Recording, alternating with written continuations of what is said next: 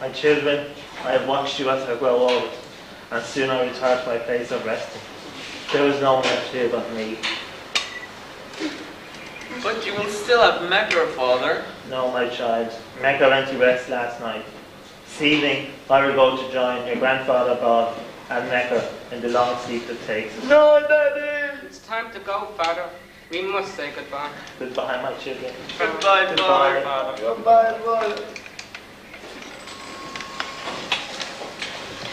The swans flew north through the Straits of Moyle between Ireland and Scotland.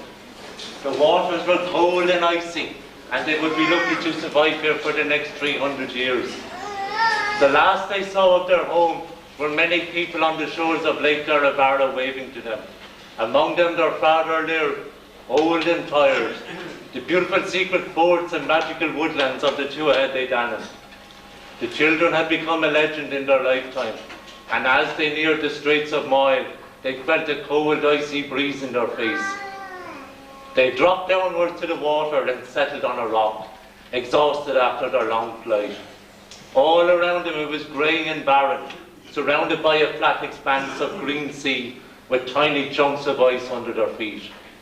A chill wind blew from the north and the rain was heavy, blowing sleet on the poor shivering birds. Whoa, this place is freezing. We never survived 1 year here. Never mind 300. And we never have any friends. We must stay close together at all times, sing our songs to keep our spirits up. What else the storm comes? It's impossible. We must make this rock our base, and if we lose each other, we must return to here. It's the only way we can find each other again. This is going to be a ghastly storm. I felt my feet just now. Me too. It's pulling me away out of it. Where's everybody? Hey, Fionnula.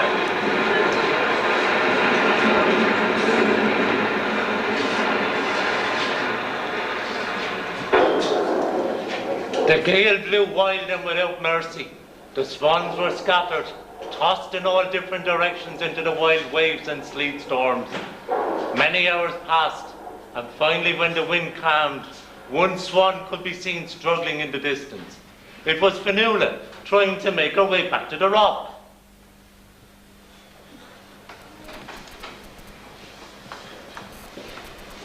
This must be the place, but there's nobody here. I fear they've been lost and hurt in the storm, but I must stay here. It's the only way we'll find each other again. You fill up my senses, like a night in the forest, like a mountain in springtime, like a walk in the rain. It is Fionnula. Over there. I recognize her voice. Fionnula, it's me. Aodh, I hear you. I'm coming. Hey, I'm so glad I found you, but you're hurt. Any sign of Conn Fiachra? Look over there. It must be them. There's only one swan, Fionnula. It's Fiachra. Conn is missing. Fiachra, over here. That was great, but I got better than thrown against the rocks and almost blinded by the sleet. But where is Conn? Conn! Perhaps he won't arrive soon. We should sing. Maybe he will hear us. Oceans apart, day after day, and I think I'm going insane. I hear their voices all around, but it doesn't ease the pain. It's no use. It's been many years since the storm elapsed. I fear he's been badly hurt or is too weak to move. Oh no, not Conn! Conn! Conn! Conn! My mother.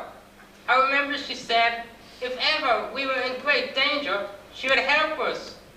Mother, are you there? Mother, can you hear us? Conn is lost and hurt. We must find him.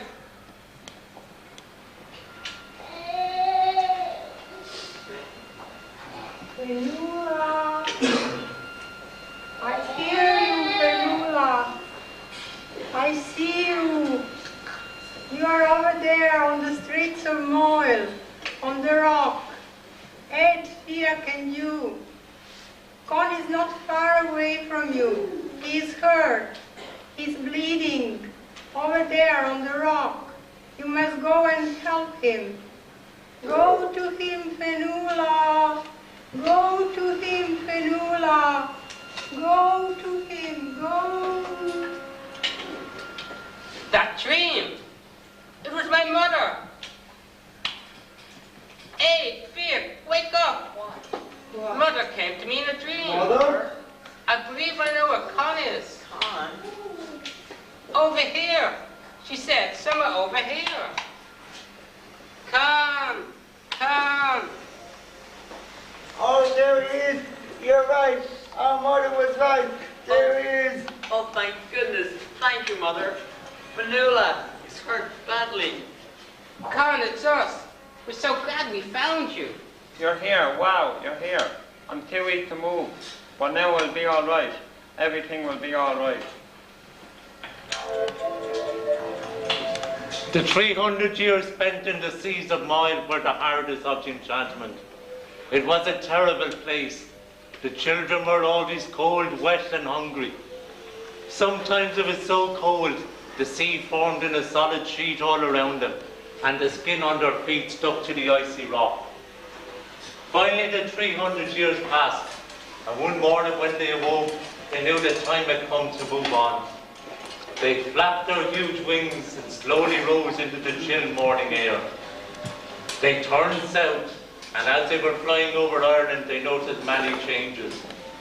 The forests were gone, and instead were little clusters of trees with small collections of houses, or sometimes large castles. The long straight lines of road were everywhere, and along the coasts, many tall-masted ships could be seen anchored in the harbours. They flew over Lake Derivara. It looked so small. The white fort wasn't there anymore, just a low grass mound with trees and bushes growing on it. The children wept, for they knew then that the age of the two-headed Danann was over, and with them a lot of the magic had gone out of this world. They headed west for Inishglora, a tiny island off the west coast. It was uninhabited, except for seals and hundreds of seabirds.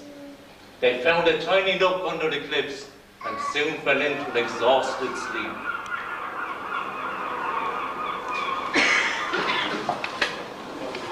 Wake up, there's a storm coming. Oh no, not another storm. I thought we left that behind us. It might miss us. Where can we hide? Fionnula, help! Get a grip, Conn. It's gone off in another direction. No need to worry. Relax. Take it easy. Go on back to sleep. I must find some shelter. I think I can take a look behind those rocks over there. There are many caves. Some kind of opening in a cliff would be ideal to keep us safe and dry all winter. That looks interesting. I think I'll with the others and bring them over. Fionnula, where were you? We were worried, very worried. We had no idea where you went. You shouldn't abandon us like that, Fionnula. I'm sorry, Fiach. I thought I'd be back before you woke up. I was looking for some shelter.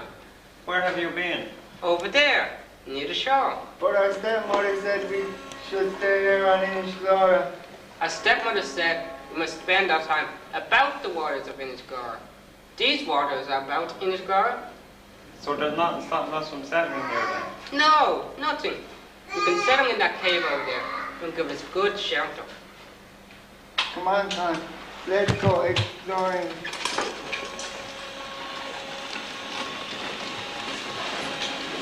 The last 300 years, Fionnula. I feel like an old man already. What a strange life this is, eh? Hey, come quickly. You must come. Come where? Oh, over there.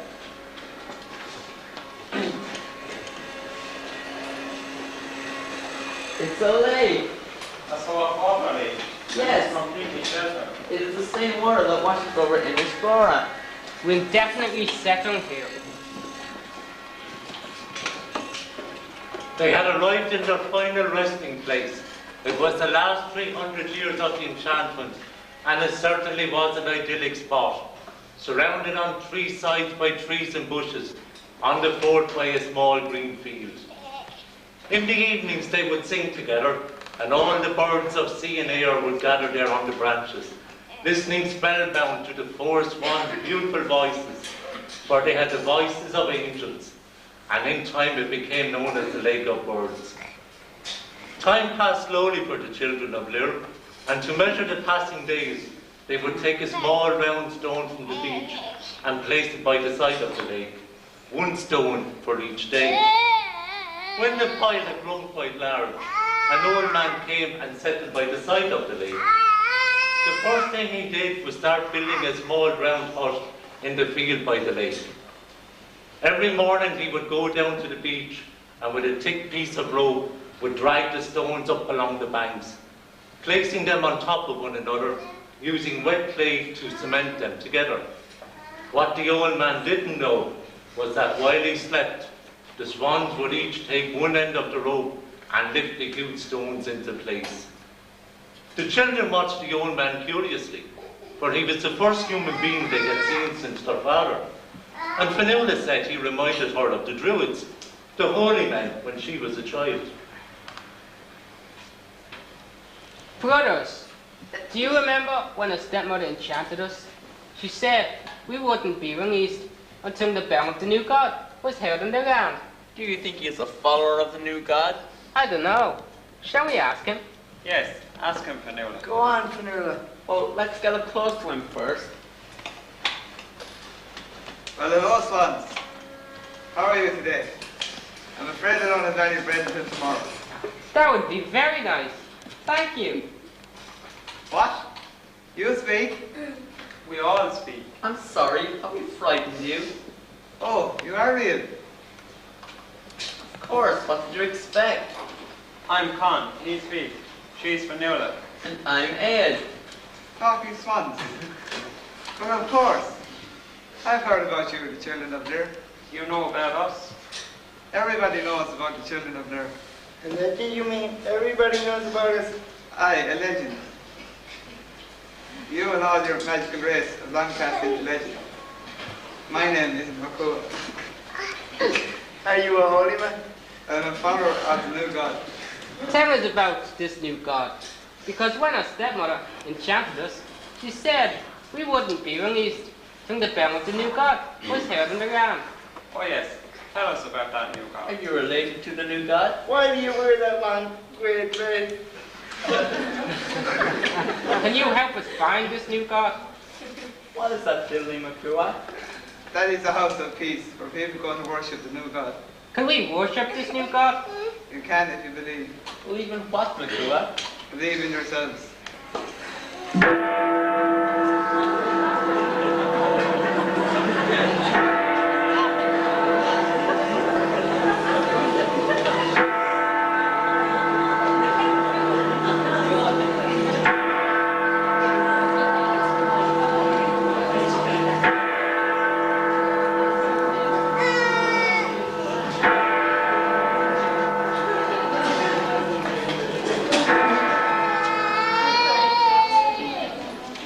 Swans were gone, and in their place stood four small figures, three pale-skinned men, one delicately beautiful woman.